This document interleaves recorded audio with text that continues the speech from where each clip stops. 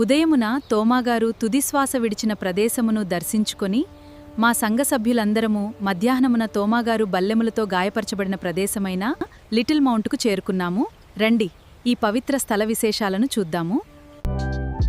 Little mount లేదా చిన్నమలై అన ఈ ప్రదేశమునకు చేరగానే తోమాగారు అనేకులకు సువార్త బోధించుచున్నట్లు ఎంతో అందంగా రూపొందించిన ఈ శిల్పాలు మా అందరినీ ఎంతో ఆకట్టుకున్నవి. వాటిని చూస్తుంటే 2000 సంవత్సరాల క్రితం తోమాగారు ఈ ప్రాంతములో ప్రజలకు దేవుని రాజ్య సువార్తను ప్రకటించిన దృశ్యాలు మన కళ్ళ ముందే ప్రత్యక్షమైనట్లు అనిపించింది. ఆ తర్వాత తోమాగారు బల్లెములతో గాయపరచబడినట్లు సంప్రదాయంగా విశ్వసించబడుతున్న గుహ ప్రక్కనే నిర్మించబడిన మందిరమును దర్శించుకున్నాము.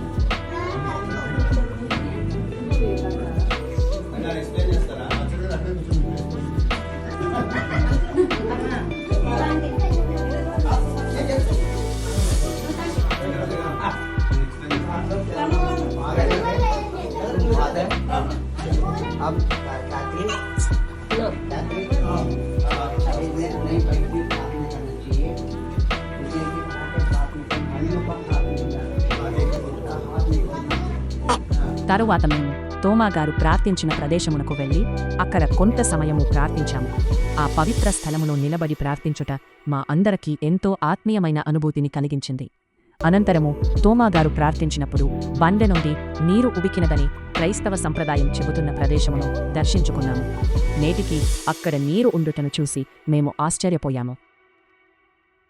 ఆ విధముగా రోజంతా తోమాగారి పరిచర్య గురించి తెలుసుకుంటూ తిరిగిన మేము సాయంకాలమునకు అలసిపోయి హోటల్కు చేరుకున్నాము. మేము అలసిపోయినప్పటికీ ఆత్మీయముగా గొప్పగా ప్రేరేపించబడ్డాము. దేవునికే స్తోత్రము. ఆమేన్.